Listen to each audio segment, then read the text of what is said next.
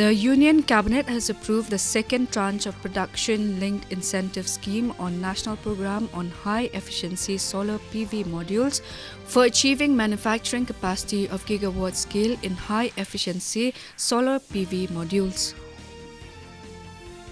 Addressing a session at Columbia University's School of International and Public Affairs in New York, External Affairs Minister S. Jaishankar said that Prime Minister Narendra Modi's practical attitude played a key role in transforming India-US.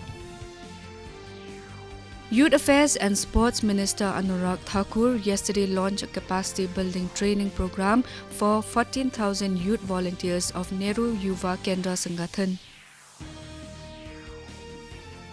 More than 217 crore 11 lakhs vaccine doses have been administered in the country so far under nationwide vaccination drive. In women's cricket, India defeated England by 88 runs in their second one-day international at St. Lawrence Ground at Canterbury.